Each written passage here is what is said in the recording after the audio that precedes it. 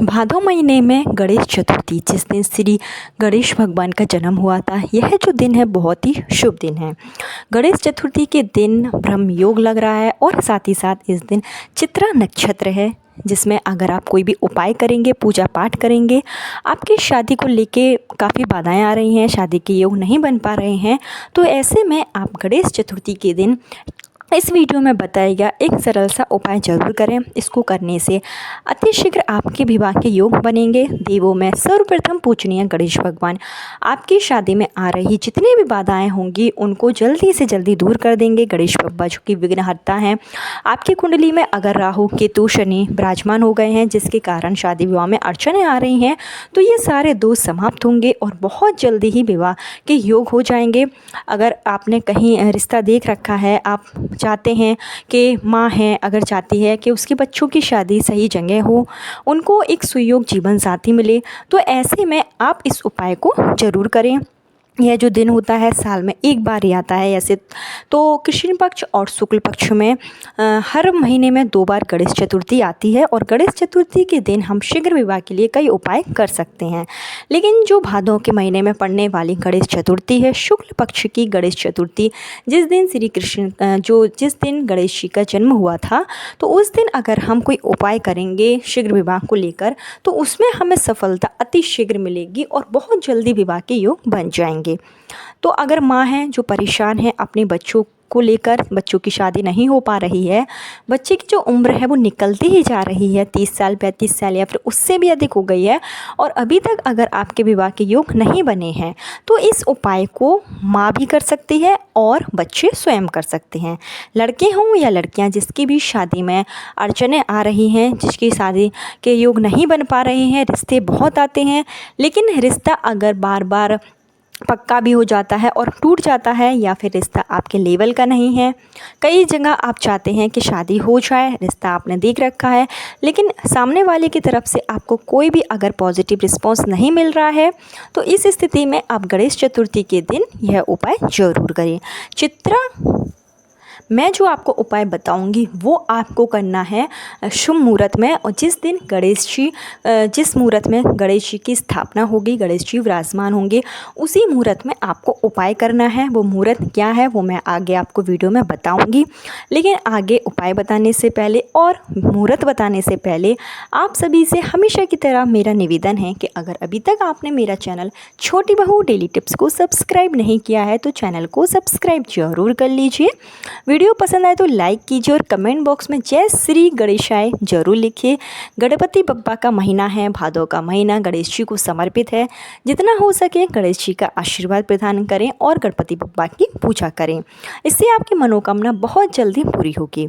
तो आपको क्या करना है कि जो गणेश जन्म उत्सव होगा वो होगा 7 सितंबर के दिन गणेश जी विराजमान हो जाएंगे। कई जगहों पर गणेश जी की मूर्ति जो होती है घरों में भी रखी जाती है। तो 7 सितंबर के दिन गणेश जन्मोत्सव है और यह 18 सितंबर तक चलेगा। ऐसे में गणेश जी जिनका जन्म 7 सितंबर को होने जा रहा है, हाल ही में 7 सितंबर आने वाली है और ये 10 दिन हमारे बीच रहेंगे। 11वें दिन इनका विसर्जन हो जाता है 18 सितंबर को, जो कि भादों की पूर्णिमा है। तो आप इस पूरे महीने का लाभ जरूर उठाएं।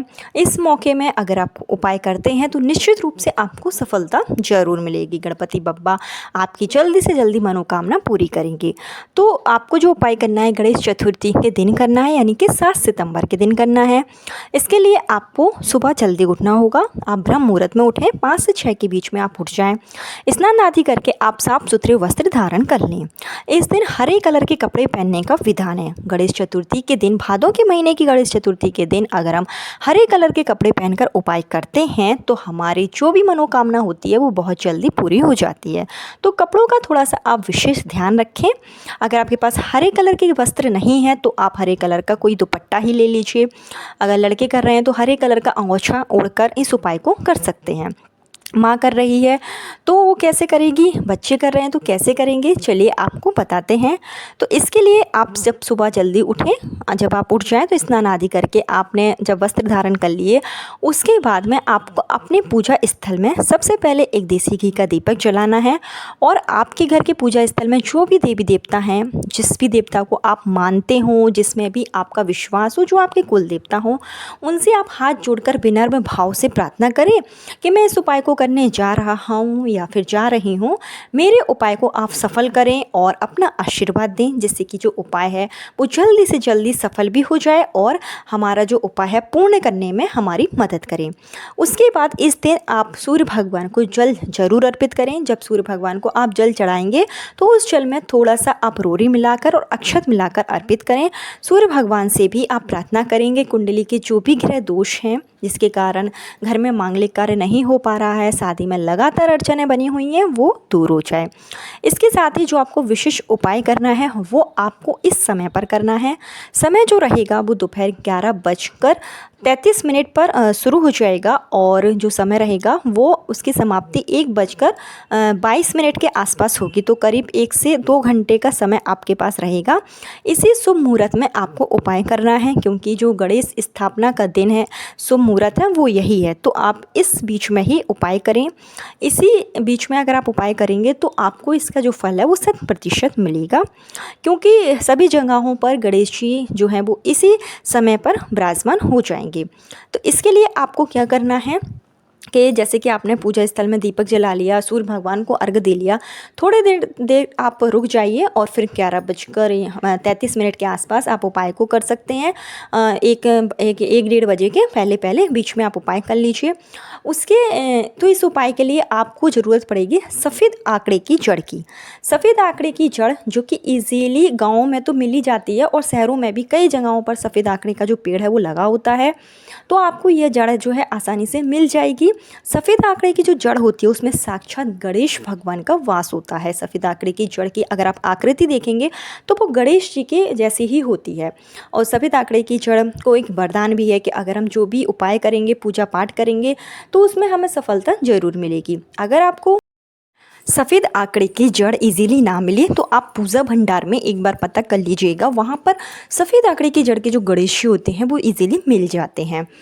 कोशिश आप यही करिएगा कि आपको सफ़ेद आंकड़े की जड़ ही मिल जाए, जो कि गणेश जी की आकृति आप अगर दे पाएँ तो गणेश जी की आकृति उसको दे लीजिए, नहीं तो गणेश जी की आकृति उसमें होती ही है। सफ़ेद आंकड़े की जड़ आप सबसे पहले जब घर लाएं तो उसको आप पंचामृत से अभिषेक कराएं। पंचामृत के लिए आप दूध, दही, शहद, घी इत्यादि मिलाकर पंचामृत बना लीजिए और उससे आप सफ़ेद आंकड़े की जड़ का अभिषेक कराएँ। शीघ्र विवाह की कामना के साथ में अगर माँ कर रही है तो वो अपने बच्चों की शादी के लिए प्रार्थना करेगी और गणेश जी का जो आपने गणेश जी लिए हैं उनको आप पंचामृत से अभिषेक कराइए। उसके बाद में आप गंगा जल से अभिषेक करा लीजिए, किसी साफ वस्त्र से अच्छे से इसको पोंछ लीजिए। और इसके बाद में आपको लेना है थोड़ा सा ऑरेंज कलर का सिंदूर जो कि ऑरेंज कलर का आता है, जो पीले से कलर का होता है, वो सिंदूर को आपको चमेली के तेल में अच्छी तरीके से घोरकर एक पेस्ट बना लेना है।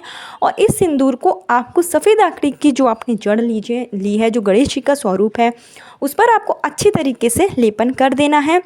जब आप इसका लेपन करेंगे तो अपने मन में शीघ्र विवाह की ही कामना करेंगे।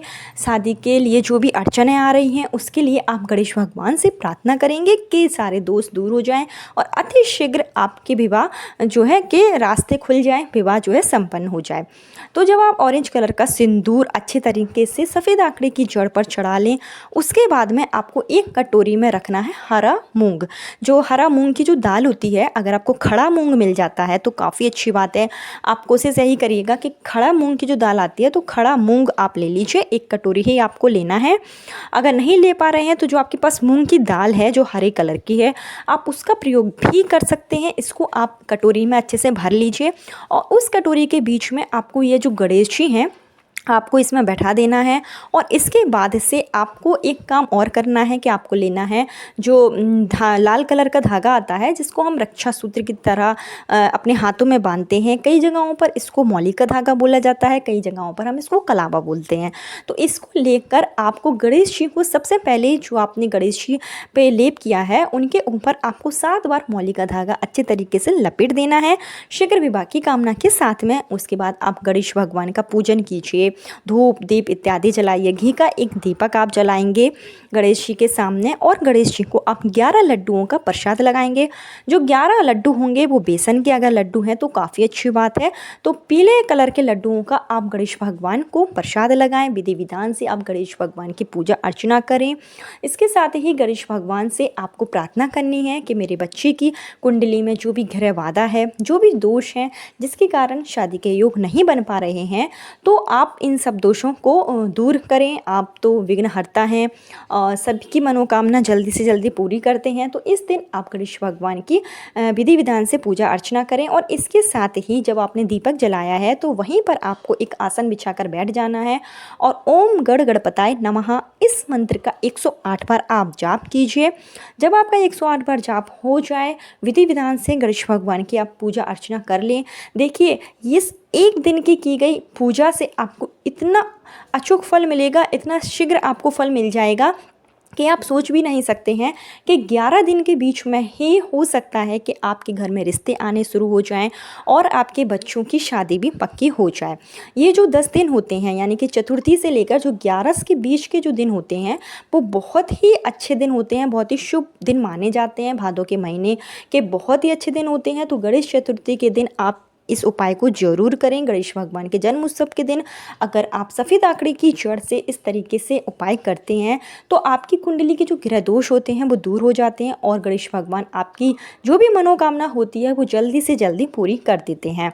तो इस उपाय को करने के बाद में आपने जो गणेश भगवान पर जो सिंदूर का लेपन लगाया, जो गणेश भगवान आपने बनाए हैं, उनको आपको अपने पूजा स्थल में रख देना है।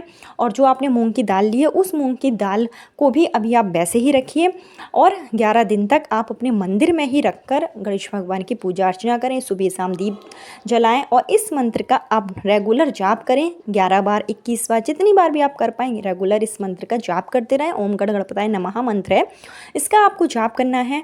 और जब 11वां दिन होगा तो अगर आप चाहें तो 11वें दिन आप इसको किसी तालाब में, नदी में विसर्जित भी कर सकते हैं मूर्ति को। और अगर आप विसर्जित आप नहीं करना चाहते हैं तो आप इसको हमेशा अपने पूजा स्थल में रख सकते हैं। उससे आपके घर में भी सुख शांति आएगी। आप पूजा स्थल में रखकर, जैसे आपने अन्य भगवान रखे हैं, तो आप गणेश भगवान की ये मूर्ति भी रख सकते हैं और विधि विधान से आप रेगुलर पूजा कीजिए। बुधवार के दिन आप विशेष पूजा अर्चना भी कर सकते हैं। आप देखेंगे कि आपके बच्चों की कुंडली में जो भी ग्रह दोष हैं वो बहुत जल्दी दूर हो जाएंगे। सिर्फ एक दिन के उपाय से आपको बहुत ही जल्दी फल मिल जाएगा। यह जो दिन होता है इसमें चित्रा नक्षत्र लग रहा है, जो कि बहुत ही अच्छा नक्षत्र है।